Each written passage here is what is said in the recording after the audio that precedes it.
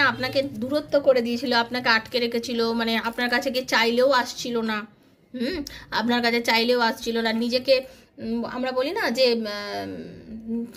আপনি নিজে যখন একা হয়ে গেলেন, আমি একটাই কথা বলবো, আপনি নিজে যখন নিজেকে একা করে নিলেন, সেই মানুষটা এখন ভাবলো যে না, এখন আমার ওর কাছে যাওয়া উচিত। আপনার এই এনার্জি দেখেই কিন্তু আপনার মানুষটা এখন আপনার দিকে এগিয়ে আসতে চাইছে, যেহেতু আপনি এখন চুপ আছেন। সে তার নিজের ফ্যামিলি, তার পরিবার, সবার মধ্যে থেকেও কিন্তু সে আপনার কাছে এগোতে চাইছে।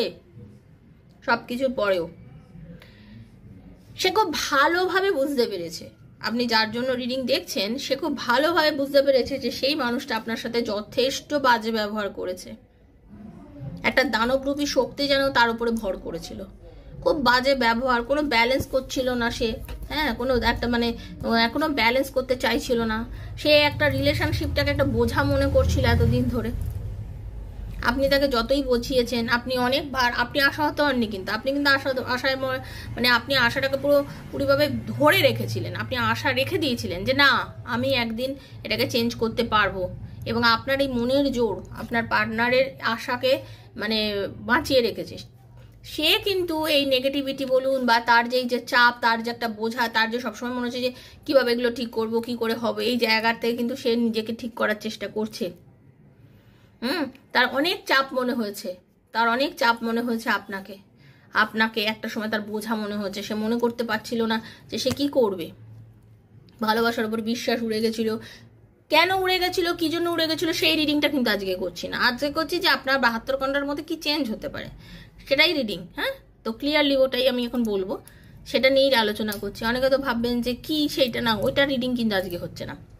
এবার সেই পরিস্থিতিতে, আর বারবারই বলছি বন্ধু, এটা জেনারেল প্রেডিকশন, আপনার সঙ্গে পুরোও মিলতে পারে, কিছুও মিলতে পারে। সেই রকম পরিস্থিতিতে যে আপনাকে একটা সময় বোঝা মনে করতো, যার ভালোবাসার উপরে বিশ্বাস ছিল না, যার মনে হতো যেটা কোনো রিলেশন নয়, যার মনে হতো, সে কিন্তু যে মুভ করে গেছিল, সে কিন্তু আবার নতুন করে প্যাশনেটলি রিলেশনটাকে আবার শুরু করতে চাইছে 100%।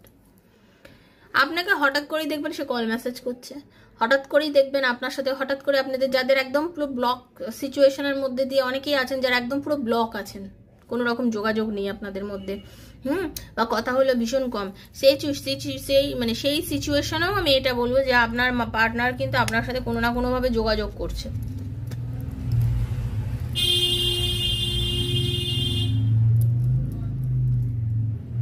ভীষণ প্যাশনেটলি যোগাযোগ করছে, একটা স্পার্ক কাজ করছে, চাইছে, একদম ভাবে চাইছে যে আপনার সাথে কন্ট্যাক্ট করতে, আপনার কাছে ফিরে আসতে।